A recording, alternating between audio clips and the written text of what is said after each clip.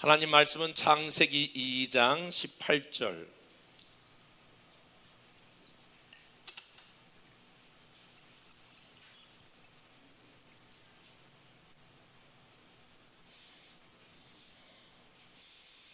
여호와 하나님이 이르시되 사람이 혼자 사는 것이 좋지 아니하니 내가 그를 위하여 돕는 배필을 지으리라 하시니라. 아멘. 얼마 전에 교회를 나오신 지 얼마 되지 않는 분으로 이런 질문을 받았습니다. 목사님, 신앙생활이라고 하는 것이 도대체 어떻게 하는 것을 의미하나요? 오늘 이 자리에 나오신 여러분, 또 동시에 동영상을 통하여 같이 예배드리는 여러분들은 신앙생활이 무엇이라고 생각하십니까? 신앙생활 교회 다니는 거 그 신앙생활이죠. 신앙생활 뭐 하나님 믿는 거죠. 말 그대로 신앙을 생활하는 거죠.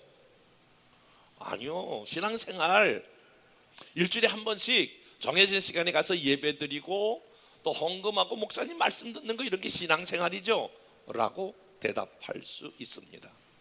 그러나 그런 것들이 조금씩 신앙생활의 어느 한 부분을 차지하는 것은 분명합니다만 정확한 뜻은 아닙니다. 신앙생활을 한 단어로 표현한다면 그것은 관계입니다. 한번 따라서 봅시다. 신앙생활은 관계이다. 그런데 신앙생활이 관계라고 말할 때에 이 관계는 두 가지를 의미하고 있는데, 하나는 하나님과의 관계입니다. 하나님과의 관계인데 그 관계는 일방적인 관계가 아니라 양방적이기도 하고 그리고 인격적인 관계입니다. 그러니까 신앙생활은 나와 하나님과의 인격적인 교제가 되고 있느냐, 인격적인 관계가 형성되고 있느냐라고 하는 것입니다. 만약에 저와 여러분의 삶에 첫 번째 단추를 잘못 끼고 옷을 입는다고 생각해 보십시오. 그러면 그 첫 번째 단추가 잘못 이렇게 맞춰진 것 때문에 두 번째, 세 번째, 네 번째도 잘못 맞춰질 가능성이 많습니다. 여러분의 첫 번째 관계인 하나님의 관계가 틀어지면, 하나님과 나와의 관계가 부조화가 이루어지면 여러분들은 반드시 부부관계도, 부모와 자녀관계도, 부모와 자녀뿐만이 아니라 이 세상과의 관계에도 반드시 부조화를 경험하게 된다라고 하는 게 성경의 가르침입니다. 그러므로 성경은 우리에게 이렇게 말씀하고 있죠. 야고보서 4장 8절 말씀에 하나님을 가까이 하라, 그리하면 너희를 가까이 하시리라. 저와 여러분의 하나님의 관계가 조금 더 가까워지고 친밀해지고 하나님과의 관계가 더욱더 깊어지기를 주님의 이름으로 축복합니다. 그런데 이 관계는 하나님과의 관계만 있는 것이 아니라 그 다음 관계로 나아가야 하는데, 그 다음 관계가 하나님과 나와의 관계에서 나와 또 다른 사람과의 관계라고 말할 수 있습니다. 하나님의 관계가 잘 되면 인간과의 관계가 잘 되고, 하나님의 관계가 잘못되면 인간과의 관계가 잘못됩니다. 신앙생활을 하는 분들이 인간관계가 잘못되면 하나님의 관계도 어려워지게 되어 있습니다. 저는 오늘 하나님의 관계를 어떻게 가질 것이냐라고 하는 것보다 5월달 또 어린이 주일, 어버이 주일, 오늘 스승의 주일을 맞이하면서 어떻게 사람과의 관계를 갖게 될 것인가, 하나님이 원하시는, 하나님이 기뻐하시는 그 사람과의 관계를 갖게 할 것인가 라고 하는 말씀을 중심으로 해서 말씀을 나누려고 합니다.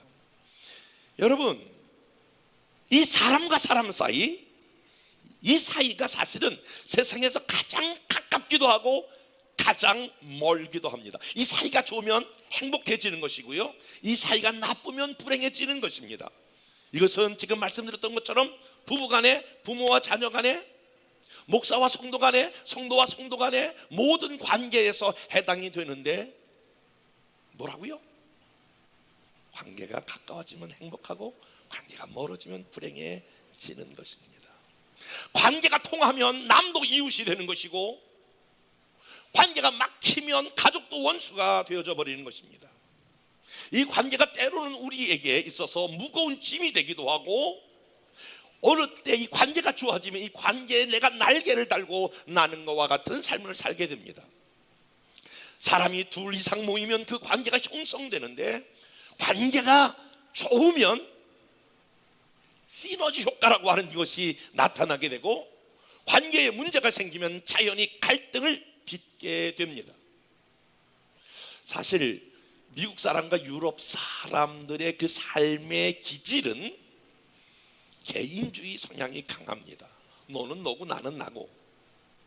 그래서 그런 성향의 그러한 문화에 접촉되다 보면 개인주의 삶으로 나갑니다. 일본을 한마디로 말하면 일본은 집단주의입니다. 나라가 나고 나가 나라다, 이렇게 말할 수 있습니다. 그래서 그들은 뭐 나라에 어려움이 있을 때에 개인이 활복자살하기도 합니다.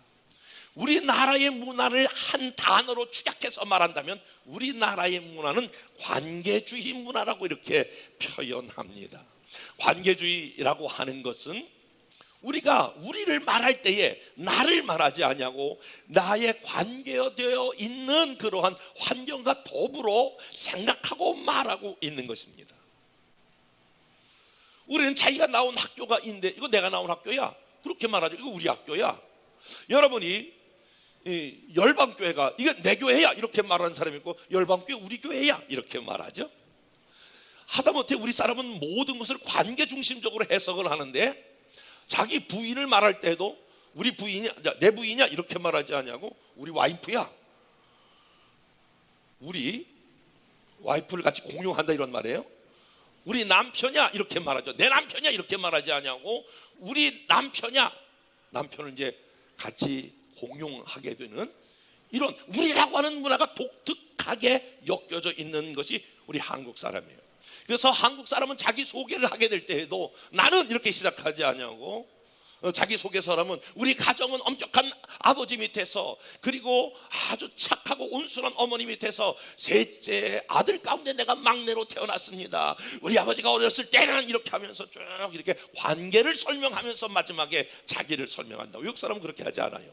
나는 누굽니다, 이렇게 바로 자기에 대해서 말하게 되는데, 그래서 특별히 이 5월달 한 달 이 가정의 달을 맞이해서 저는 관계를 중요시 여기는 이 한국의 문화 속에서 저와 여러분이 부부관계, 부모와 자녀관계, 형제와 자매관계, 오늘 스승의 날이니까 선생님과 모든 학생과의 관계, 그리고 회사에서 상사와 부하의 관계, 동료관계, 이 노사관계, 교회 안에서 주의 종과 성도와의 관계, 성도와 성도와의 관계, 이 관계를 어떻게 하면 좋을 것인가 라고 하는 것입니다. 여러분이 관계라고 하는 것은 잘 여러분 들여다보면 아무리 좋은 사이였다도 어느 날 관계가 멀어질 수도 있고, 아무리 원수처럼 지내다가도 어느 날 관계가 좋아질 수 있습니다.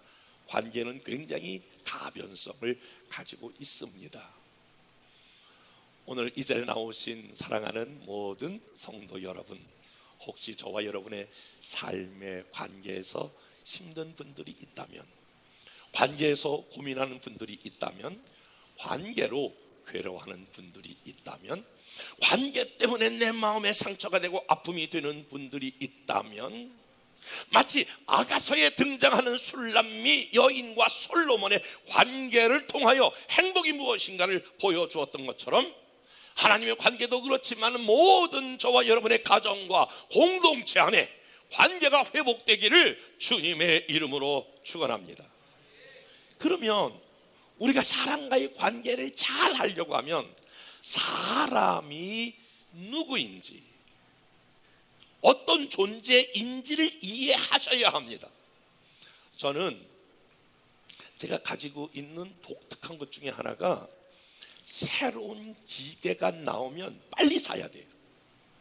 그러니까 핸드폰 같은 것도 나오면 무조건 빨리 사야 돼요. 이번에 삼성에서 나온 거 그거 사진 1억만 화소, 이렇게 하면 내가 선전하는 건가요? 이런 게 있는데 제가 그게 나오기 전에 한 달 전부터 예매를 했어요. 그래서 그분이 그러더라고요. 이 송파구에선 최고 먼저 받는 겁니다. 축하합니다.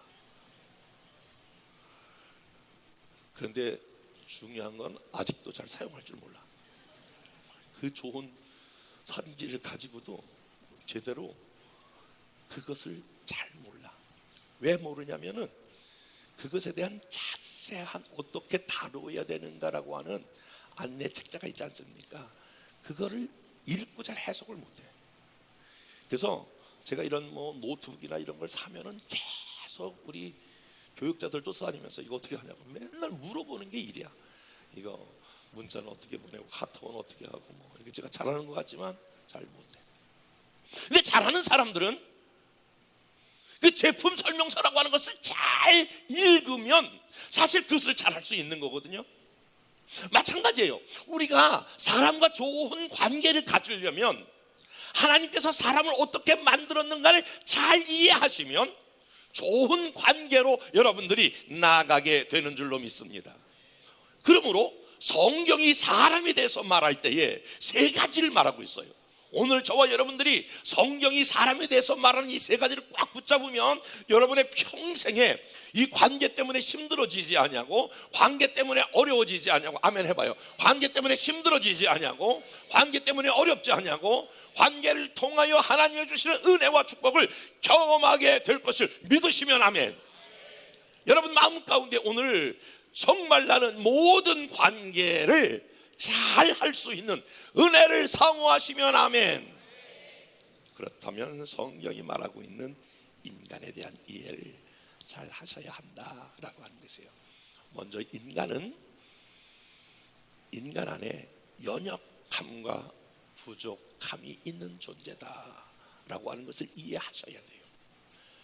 그러니까 이거는 어떤 사람은 그렇고 어떤 사람은 그렇지 않다. 그렇지 않다라고 하는 것은 벌써 인간이길 포기한 사람이야. 모든 사람은 여기 서 있는 저부터 시작해서 여러분 한 사람 한 사람, 여러분의 가정 구성 요소 한 사람 한 사람, 여러분의 공동체에 있는 모든 사람이 100% 가지고 있는 것 중에 하나가 모든 사람은 연약하고 부족하다라고 하는 것을 인지해야 하는 거예요. 맞아. 사람은 다 부족하고 연약한 거 이렇게 흘러지내지 말고 인간에 대한 이 이해를 안경을 쓰고 볼 때 모든 사람, 내가 관계하고 있는 모든 사람은 연약하고 부족하다. 왜냐하면 하나님께서 이 세상 모든 만물을 만드시고 마지막에 여러분 여섯째 날에 사람을 만들잖아요. 아담을 만드시고 아담을 깊이 잠들게 한 다음에 갈비뼈를 하나 뽑아서 하와를 만드신 다음에 오늘 보니까 18절 본문 다 같이 다시 한번 읽어보겠습니다. 시작. 여호와 하나님이 이르시되 사람이 혼자 사는 것이 좋지 아니하니 내가 그를 위하여 돕는 배필을 지으리라. 한번 따라서 봅시다. 돕는 배필. 그러니까 우리 아담의 조상인 인간의 조상인 아담이 하와를 만들 때에 아담을 위하여 혼자 살지 못하도록, 왜? 연약하니까 부족하니까 돕는 배필을 주었다라고 하는 거예요. 하나님이 능력이 모자라서 이렇게 뭔가 부족하고 연약하도록 만든 것이 아니다라고 하는 거예요. 하나님이 실수해가지고 사람을 완전하게 만드시지 못한 것이 아니라는 거예요. 부족하고 연약한 인간에게 돕는 배필을 만드신 것은 이건 하나님의 놀라운 아이디어예요. 부족하기 때문에, 연약하기 때문에 서로 돕고 서로 돕는 자로 서도록 하기 위해서 만들었다라고 하는 거예요. 우리는 사실 우리 안에 연약함이 있으면 그 연약함을 계속해서 묵상하려고 해요. 그럼 연약함이 그것이 맞아, 내가 이렇게 연약해, 내가 부족해. 그래서 스스로 자기 자신에 대해서 이렇게 점수를 깎아요. 그래서 자기 비하를 하게 돼요. 자기 비하가 또 다른 관점으로 말하면 열등감을 갖게 돼요. 그 열등감이 외부로 나타나게 될 때는 내가 부족함이 없는 사람이야 라고 하는 것을 이렇게 커버하기 위해서 그것이 굉장한 그 완전성, 그러니까 부족하지 않다라고 하는 것을 보이기 위해서 완전한 사람 비춰주려고 하는 그런 노력을 사람들은 하게 되어요. 사실 제가 알고 있는 어느 한 분도 그 전에 오래 전이에요. 이분이 모든 면이 다 괜찮아요. 믿음도 좋으시고 성품도 좋으시고 사는 것도 괜찮고 다 괜찮아요. 그런데 그분이 초등학교를 나오셨어요. 그러니까 그것이 늘 마음에 열등감이에요. 그 자기 형제들이 남자 셋, 여자 셋, 그러니까 6남매 중에서 위로 남자 오빠 셋이고 네 번째가 자기인데, 옛날에 시골에서 어렸을 때에 돈이 없으니까 오빠들, 남자들 다 중심으로 해서 교육을 하고 본인은 교육할 기회를 잃었다는 거예요. 옛날에 많이 그랬어요. 거의 다 우리 세대랑 우리 윗세대들은 다 그렇게 하고 사실은 자랐거든요. 그런데 누가 자기가 초등학교밖에 못 나온 걸 알까봐 늘 마음이 불안해요. 늘 마음에 안타까움이 그 안에 있는 것을 보게 돼요. 사랑하는 여러분, 여러분 스스로 여러분의 연약함은 무엇이라고 생각하십니까? 혹시 여러분이 다른 사람을 볼 때 야, 저건 저 사람의 연약함이야 라고 하는 것을 하나님이 왜 당신에게 상대방의 남편의 연약함을 보여줬으며 아내의 연약함을 보여줬으며, 야, 이건 우리 부모 진짜 말도 안 돼, 이런 연약함을 왜 여러분에게 보여주셨냐라고 하는 거예요. 여러분 부모에게 왜 저놈들이 언제 철이 나서 언제 할래나, 이게 자녀의 연약함을 왜 보여주셨냐라고 하는 거예요.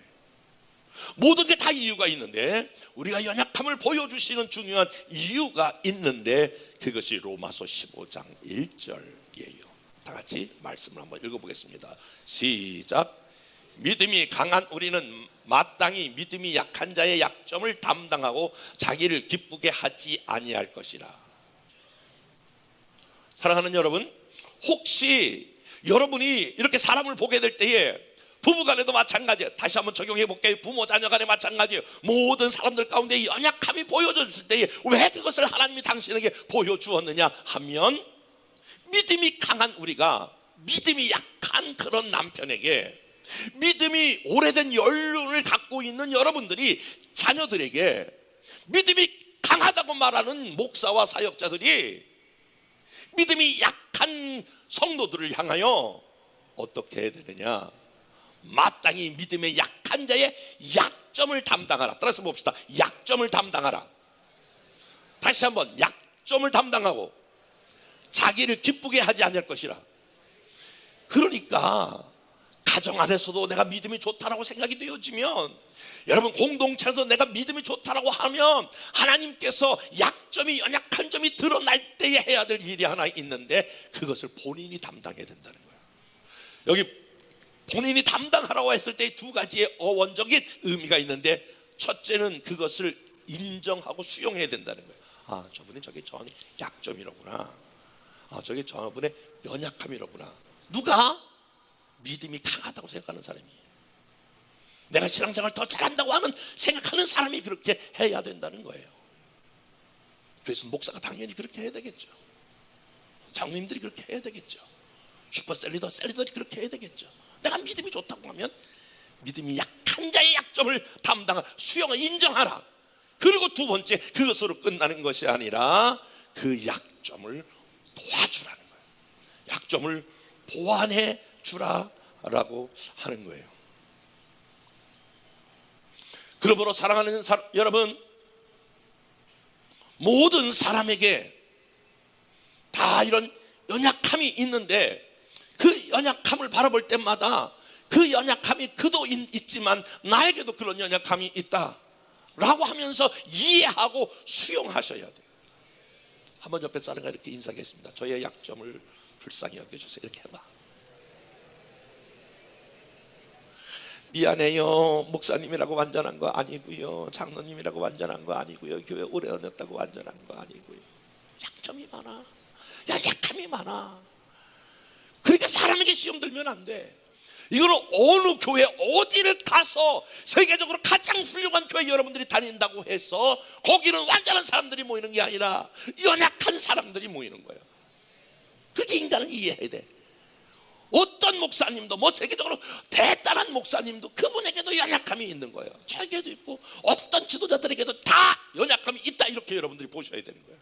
그게 성경적인, 그래서 하나님께서 돕는 배필을 주셨듯이 저와 여러분의 사역 가운데도 돕는 사람을 붙여주시는 거예요. 그 여러분 이렇게 기도하셔야 돼요. 주님, 나의 연약함을 돕는 사람들을 붙여주시옵소서. 돕는 배필을 주실 뿐만이 아니라 돕는 동역자들, 여러분의 연약함을 돕는 사역자들이 나올 수 있기를 주님의 이름을 축복합니다. 그러기 위해서는 여러분들이 어떻게 하셔야 돼요? 먼저 내가 상대방의 연약함을 돕는 사람이 되셔야 하는 거예요. 그러니까 나의 사명은 사람들의 연약함을 돕는 게 내 사명이다. 아멘. 만약에 여러분 생각해 보세요. 제가 여러분을 이제 돕는다고 이렇게 선언하잖아요. 그러면 제가 우리 교회에 주일학교학생까지 다 하면 뭐 한 1000여 명, 이걸 다 돕는 거예요. 근데 여러분들이 말 한마디라도 나는 그냥 목사님을 돕는 자, 사역자로 서겠다. 목사님 힘내세요. 이거 한마디만 해도 엄청난 위로가 되는 거예요. 여러분 서로가 서로에게 한번 악수하는 못하지만은 이렇게 얘기했습니다. 우리 돕는 사역자가 됩시다. 시작. 다시 한번 남편은 아내에게, 아내는 남편에게, 부모는 자녀에게, 자녀는 부모에게, 성도들에게, 셀리더는 세론에게, 세론은 셀리더에게 서로 돕는 사역자가 되시고 가정에서는 돕는 배필로 설 수 있기를 주님의 이름으로 축복합니다. 더 나아가서 연약할 뿐만이 아니라 인간은 부족한 존재입니다. 부족하다라고 하는 것은 뭔가 채워져야 한다는 거예요. 뭔가 필요가 있다라고 하는 거예요. 여러분 이렇게 생각할 거예요. 만약에 이 세상에서 이렇게 보면 저 사람이 부족한 거 없는 것 같아. 살기도 잘 살지, 아무런 걱정이 없는 것 같아. 이렇게 사람들 여러분 보여질 수 있어요. 그런데 모든 사람은 다 부족한 부분을 가지고 있어요. 여러분, 저는 아직 이제 골프를 못 치는데 작년에 필리핀에 우리 교단의 부흥사들이 필리핀으로 연합 집회를 갔어요. 근데 그 숙소가 이렇게 그 골프장과 연결되어 있더라고요. 목사님들이 다 아침에 일찍 일어나서 대단히 부지런하시더라고. 우리가 밤 12시에 도착했는데 4시에 전부 골프를 치러 다 나갔어. 15명이 갔는데 나만 빼놓고 다 갔어. 골프를 치러 다 일찍 가야 된다고 막 그러고 다 나가더라고요. 그래서 제가 이렇게 숙소에서 이렇게 보니까 너무너무 골프장 잔디가 이뻐. 야, 그림 같아. 야, 그림 같은 집을 짓고, 막 은혜된 찬송이 막 나오더라고. 저 푸른 저거 이게 그림 같은 집을, 너무너무 아름다워. 그래서 제가 그 아름다운 잔디, 녹색으로 참 펼쳐져 있는 그 잔디를 가봤어요. 근데 이게 웬일이에요? 멀리서 보는데 그렇게 아름다운 잔디인데 가까이 보니까 군데군데 이렇게 뻥 뚫린 데도 있고요.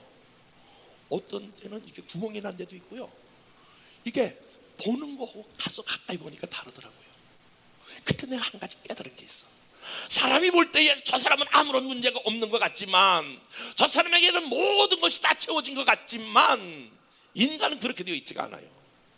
무엇인가 다 부족한 필요가 있도록 그렇게 하나님께서 만드셨어요. 정말 여러분들이 마음을 열고 여러분들이 그렇지 않은 사람이라고 생각하는 사람에게 가서 정말 속에 있는 얘기를 물어보세요. 뭐가 정말 필요한가요? 당신에게 어떤 것이 필요한가요? 그러면 그 안에 한 번도 얘기하지 않은 것들이 술술 나올 가능성이 많아요. 여러분들이 상대방의 부족함이 보이거든. 그러니까 여러분 다시 질문하고 또 설교를 계속해 볼게요. 여러분, 하나님이 공평하신 하나님인 것을 믿으시면 아멘. 그런데 이게 한 사람에게만 다 모든 것이 있는 것이 아니라 A라고 하는 사람이 없는 것이 B에 있고, B에 있는 사람이 C가 있고, 남편에게 있는 것이 아내에게 없고, 맞는 건가? 아내에게 없는 것이 남편에게 있고, 부모에게 있는 게 자녀에게 있고, 자녀에게 있는 것이 부모에게 없고, 셀리더에게 있는 게 셀원이 있고, 셀원이 있는 게 셀리더에게 있고, 성도들이 없는 게 목사에게 있고, 목사에게 없는 게 성도들에게 있단 말이에요. 그래서 여러분들이 사람을 관계하게 될 때, 만나게 될 때에 저 사람을 통해서 내가 무슨 이득을 볼까 이렇게만 생각하지 말고, 저 사람에 있는 단물을 내가 어떻게 뽑을까 이렇게만 생각하지 말고, 인간관계를 어떻게 하셔야 되냐면, 내가 저 사람의 부족을 어떻게 채워질까. 아멘 해봐요. 그러면 여러분들 찾는 사람들이 많아져요. 관계가 더 풍성해져요. 그래서 가족 안에서도 내가 우리 가족의 필요를 어떻게 채울까, 내가 셀의 가족 셀을 어떻게 어떠한 필요를 채울까. 왜냐하면 인간은 부족한 것이 많기 때문에 그래요. 그래서 사람이 그럴 뿐만 아니라 두 번째, 사람의 존재는 허물이 있는 존재예요. 창세기 3장 6절 말씀 다시 한번 볼게요. 말씀을 3장 6절 시작.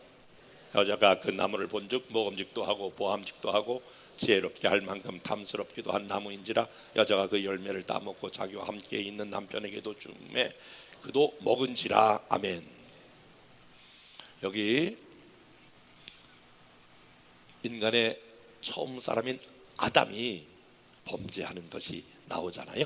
죄를 짓는 게 나와요. 그런데 우리의 조상 아담이 죄를 지은 것처럼 우리 인간은 살아가면서 죄에서 무관할 수가 없어요. 다 사람들은 죄를 짓고 살도록 그런 연약함이 있는 거예요. 그러니까 어떤 사람도 퍼펙트한 사람이 없어요. 뭐 그렇게 성자와 같은 사람일지라도 그 사람에겐 죄가 없느냐? 아니야, 여전히 죄가 존재하고 있는 거예요. 근데 그 죄가 있을 때에 상대방의 죄를 자꾸 이렇게 들추어내는 사람이 있어요. 가족에서도요. 아니, 지금 30년 전의 이야기를 지금 다시 죄를 들춰내면 어떻게 하자는 거예요? 10년 전의 얘기, 지나간 얘기를 자꾸 꺼내자면 어떡하자는 거예요? 여러분, 불행한 부부일수록, 불행한 가정일수록 상대방의 잘못된 것을 자꾸 들춰내는 거예요. 잘못된 공동체일수록 지나간 죄를 자꾸 이렇게 들춰내면, 그러면 어떻게 하자는 거예요? 그러면 그 관계가 어려워지고 깨지는 거예요. 그러니까 여러분, 사람이 가지고 있는 죄가 있는데, 이 죄는 죄가 아니다라고 넘어가라고 하는 말은 아니에요. 죄는 죄예요. 그 죄를 처리하시는 분은 우리의 재판관이신 하나님이 죄의 문제를 해결하시고 그분을 처리하셔요. 제가 목회하면서 수많은 목사님들 전체적으로 보면, 아, 저건 하나님이 손대시는 거다, 이렇게 느껴질 때가 있어. 사람이 뭐 개옆에서 뭐 이러니 저러니 할 필요가 없는 거예요. 내가 언제 너를 재판관으로 재판관장으로 삼았느냐? 그러니까 우리가 해야 될 일은 뭐냐면, 상대방의 허물이 보일 때마다, 죄가 보일 때마다 이렇게 하시면 안 된다고 성경은 권고하고 있어요. 잠언 17장 9절 다 같이 읽어보겠습니다. 시작. 허물을 덮어주는 자는 사랑을 구하는 자요, 그것을 거듭 말하는 자는 친한 벗을 이간하는 자니라. 잠언 10장 12절 시작. 정말 사랑의 사람이라면, 주님으로부터 사랑받은 게 분명하다면 우리는 모든 허물을 가리워줘야 된다라고 하는 거예요. 잠언 20장 19절에 두루 다니며 험담하는 자는 남의 비밀을 누설하나니 입술을 벌린 자를 사귀지 말지어다 라고 하는 거예요. 그러니까 두 종류의 사람이 있어요. 상대방의 허물을 계속 들춰내는 사람이 있고, 상대방의 허물을 덮는 사람이 있어요. 남편의 허물을 덮는 아내가 있다면 아내의 허물을 덮는 남편이 있고, 부모의 허물을 덮는 자녀가 있다면 자녀의 허물을 덮는 부모가 있어요. 교회도요, 제가 수백 군데 가봐도 은혜로운 교회는 다 완전한 교인들이 있기 때문에 그런 것이 아니에요. 서로가 서로의 허물을 덮어주는 거예요. 아멘 해봐. 서로가 서로의 허물을 덮어주는 거예요. 제가 이 설교하면서 딱 한 가정이 성경적으로 이렇게 떠오르는데 노아의 가정이에요. 노아는 아버지로서 조금도 자녀들에게 흠집이 없는 당대의 의인이야. 그러니까 최고로 믿음으로 살았던 사람 중에 한 사람이 노아예요. 근데 결정적인 실수를 해요. 술을 마셨네, 포도주를 마셨네, 술에 취했네, 엽기적인 행동, 옷을 다 벗어버렸네, 빨개 벗고 누웠네, 잠이 들었네. 그런데 처음에 함이 그것을 보게 돼요. 함이라고 하는 아들 3명인데 함이 그것을 보고, 어머나, 우리 아버지가 어떻게, 아니 우리 아버지가 어떻게 저런 일을 행할 수 있어? 저 지금 이 믿음의 모든 사람의 본보기인 아버지가 맞아? 우리가 흠모하고 우리가 따라가는 그 아버지가 진짜 맞아? 그래서 함이 다니면서 특별히 두 형제인 셈과 야벳에게 아버지의 모든 그 보았던 것들을 고발하게 돼요.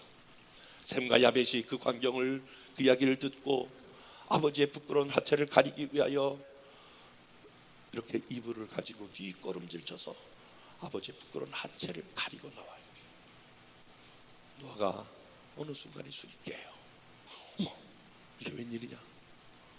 어째 이런 일이 내게 일어나냐? 어떻게 내게 이런 일이 일어나? 본인이 해놓고 본인이 깜짝 놀래. 그리고 나중에 자초지정을 다 들어.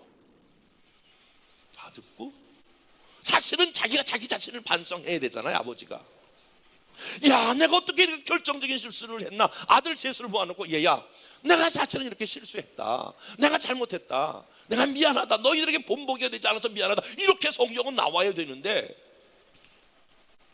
성경은 그렇게 나오지가 않아. 자기의 부끄러운 모습을 가리워주지 않고 그것을 다른 아들들에게, 다른 형제들에게 동네방네 떠들었던 함을 부르지 않고 함의 아들을 부르는 거예요. 그 이름이 가나냐. 창세기 9장 25절에 가나안은 저주를 받아 그의 형제의 종이 되기를 원하노라. 이것이 노아의 평가야. 저는 묵상해봤어요. 아니 함이 잘못했으면 함을 저주하든지 함을 책망하지, 마음에 안 들면 함을 징계하는 게 맞잖아요. 함의 아들 가나안을 불러다 놓고 가나안을 향하여 저주를 받아라 이렇게 말하고 있는 거예요. 이런 황당한 시츄에이션이 어디 있어? 가나안은 아무것도 모르고 지 아버지 때문에 그냥 저주를 받아버렸어. 왜 그랬을까? 여러분, 사람에게는 그런 게 있어요. 우리나라가 관계 중심이잖아요. 그 사람이 좋으면 그 사람의 자녀들도 좋아 보여요. 여러분 한번 연상해 보세요. 내가 그 사람이 나쁘면 그 사람의 자녀들도 별로 이뻐 보이지가 않아. 동의 안 하시는 것 같은데 잘 생각해 봐. 그러니까 함이 잘못했으니까 함의 자녀들을 지금 저주하고 있는 것을 보게 된단 말이에요. 이것은 우리에게 아주 중요한 것을 시사하고 있는데, 당신은 당신의 가정에서 당신의 만나고 있는 모든 사람의 연약함을 드러내는 사람입니까? 연약함을 덮는 사람입니까? 우리 인간은 너나 할 것 없이 모두가 다 죄와 허물이 있는 사람인데, 하나님이 죄에 대해 평가할 것이고 죄에 대한 앞으로의 모든 계획은 하나님이 알아서 하실 일인즉, 저와 여러분들은 허물을 덮는 사람들이 될 수 있기를 주님의 이름으로 축복합니다. 셈과 야벳처럼 하나님이 나중에 셈과 야벳을 얼마나 축복하는지 여러분 성경을 읽어보세요. 그리고 그 모든 그러한 축복이 오늘 셈의 족속으로, 또 그리고 야벳의 족속으로 어떻게 흘러가는지 나중에 한번 여러분 성경을 좀 읽어보세요. 하나님께서 그 축복대로 연결되어지는 것입니다. 세 번째로, 이렇게 허물이 있을 뿐만이 아니라 사람은 장점과 탁월함이 있는 존재입니다. 그러니까 사람이 이렇게 허물만 있는 존재가 아니고, 사람이 이렇게 연약함과 부족함이 있는 것만이 아니고, 동시에 모든 사람에게 있어서 그 사람들이 가지고 있는 장점과 그 사람이 가지고 있는 탁월함이 같이 공존하고 있다는 거예요. 여기서 이제 혼돈이 오는 거예요. 그러니까 모든 사람이 다 연약함과 부족함만 있는 것이 아니고, 죄만 있는 것이 아니고, 모든 사람이 다 장점과 탁월함만 있는 것이 아니라 이것이 우리 인간 안에 공존하고 있다라고 여러분은 이해하셔야 되는 거예요. 할렐루야. 창세기 13장 1절, 창세기 1장 31절 다 같이 한번 읽어보겠습니다. 1장 31절 시작.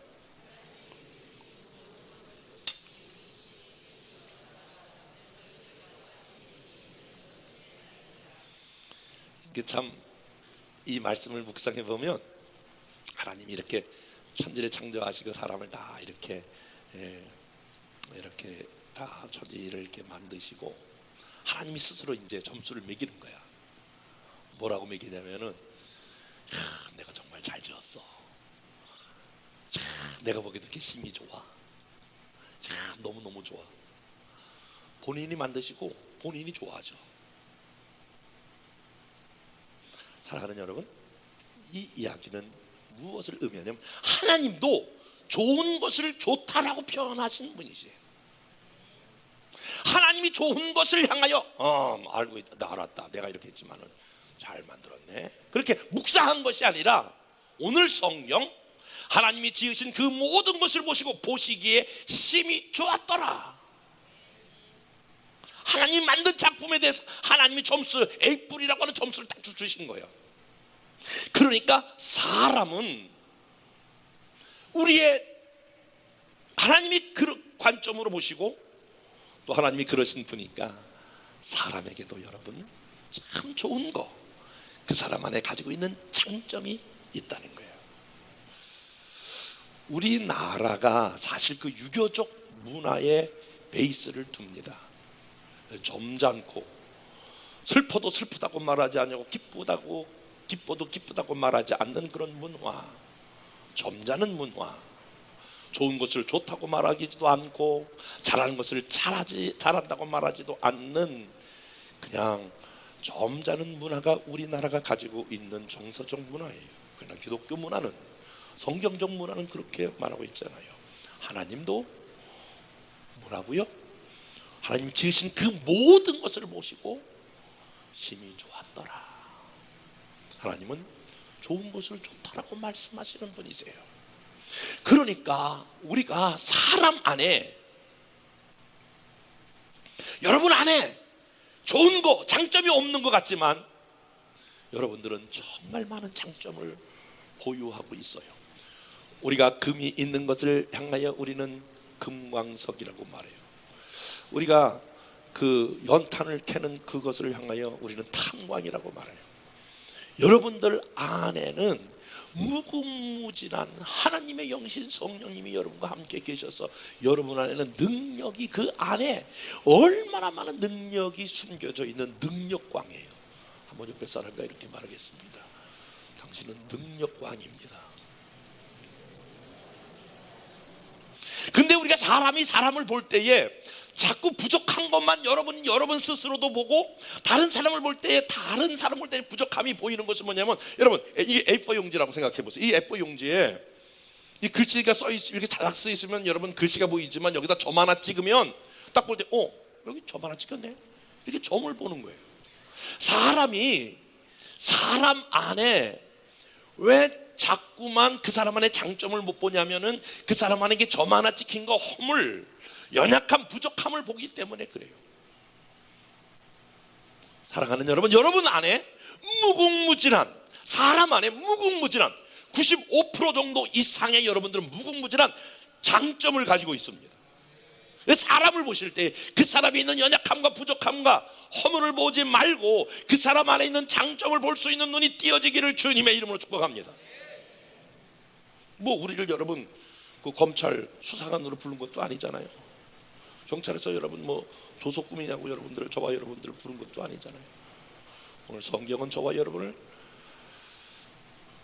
사람을 사랑하는 사람으로, 그래야 너희가 내 제자인 줄 알리라. 사랑하는 여러분, 여러분 남편의 장점을 저한테 얘기해 주실 수 있을까요? 여러분의 아내의 장점을 저한테 말해 주실 수 있나요? 여러분의 부모가 잘한 걸 저한테 좀 얘기 좀 해 주시죠. 여러분의 자녀를 좀 자랑해 보시죠. 여러분의 슈퍼셀 리더를 자랑을 좀 해보시죠. 그 사람은 어떤 장점이 있는지, 여러분의 셀 리더의 장점이 어떤 것이 있는지, 여러분의 소중한 셀원들 그분 안에 얼마나 많은 장점들이 있는지, 여러분이 장점을 잘 개발하면 그것이 탁월함이 되는 거예요. 그 탁월함이 나중에 그 사람이 가지고 있는 브랜드가 되는 거예요. 여러분, 어느 회사가 만약에 건설을 잘해서 이렇게 된다, 그건 하루아침에 되는 것이 아니라 거기 장점을 개발해서 탁월함이 돼서 세계적인 그런 건설 기업이 되고 세계적인 그러한 브랜드의 이름을 가치를 가지고 있는 것처럼 여러분 안에 가지고 있는 장점을 개발하면 그것이 탁월함이 되는 것이고, 우리 교회 안에 있는 가지고 있는 것을 여러분이 잘 개발하면 우리 교회가 가지고 있는 탁월함이 되는 줄로 믿습니다. 탁월함이 되면 그때부터 이제 영향력을 발휘하게 되는 거예요. 여러분들은 저희 교회를 잘 모르실 거예요. 열방교회, 그냥 송파구의 어느 교회에 이렇게 있는 교회. 그런데 여러분, 우리 교회가 어떤 교회인지 여러분은 정말 잘 모르세요. 우리 교회 나오고 계시지만 우리 교회는 1000명, 2000명, 3000명 모이는 그런 대형 교회는 아니에요. 그냥 조그마한 개척해서 이렇게 교회를 건축하고 있는 그런 교회예요. 그러나 저희 교회, 우리 교회 다니 어떤 목사님들을 만나서 물어보세요. 저희 교회는 건강한 교회예요. 그것을 조금 더 계속해서 브랜드화하는 거예요. 우리 교회 독특성을 살려내는 거예요. 연약한 사람이 들어와서, 깨어진 사람들이 들어와서, 힘들고 어려운 사람이 들어와서 치유되고 회복되어 치유생회도 하고, 그래서 그분의 주님의 제자가 되고 군사가 되어서 사역자로 세워지는, 가장 주님이 원하시는 사람으로 세워지는 사람을 만들어내는 것, 그것이 우리 교회가 가지고 있는 탁월성이요. 앞으로 계속해서 이것은 더욱더 우리가 세밀하고도 깊은 하나님의 마음을 받으시고, 저와 여러분들이 프로그램을 더 정교화해서 이 코스를 지나면, 벤츠라고 하는 벤츠의 어떤 그런 하나의 과정을 지나면 하나의 벤츠가 나오는 것처럼, 저와 여러분들이 이러한 저희 교회의 어떤 과정을 거치면 하나님이 이 시대 가운데 쓰시는 탁월한 사람으로 만들어지는 탁월한 교회가 되기를 저는 소원합니다. 사랑하는 여러분, 마지막으로 이렇게 마무리 짓게요. 저는 정말 목사로서 영적인 아비 된 심정으로 우리 교인 한 명 한 명, 한 가정 한 가정이 행복했으면 좋겠어요. 그러니까 여러분, 우리가 환경은 좀 힘들어도 마음은 좀 기쁘게 이렇게 신앙생활 하셨으면 좋겠어요. 그러기 위해서 우리가 같이 관계를 갖고 있는 가족이나 다른 사람의 관계, 그래, 맞아, 나에게도 연약함이 있고 나에게 부족도 있어, 맞아, 나도 좀 다른 사람에게 말하지 못하지만 나도 죄도 있고 허물이 있어, 맞아, 저 사람에게 저런 장점이 있네. 그래서 여러분, 오히려 허물을 덮어주고 장점을 잘 세워주면 여러분 인간관계의 시너지 효과를 얻어서 여러분들은 날개 달린 그러한 새처럼 하늘을 나는 하나님이 쓰시는 하나님의 위대한 사람들이 될 줄로 믿습니다. 이 5월의 계절에 여러분의 가정이 그런 가정 되기를 주님의 이름으로 축복합니다.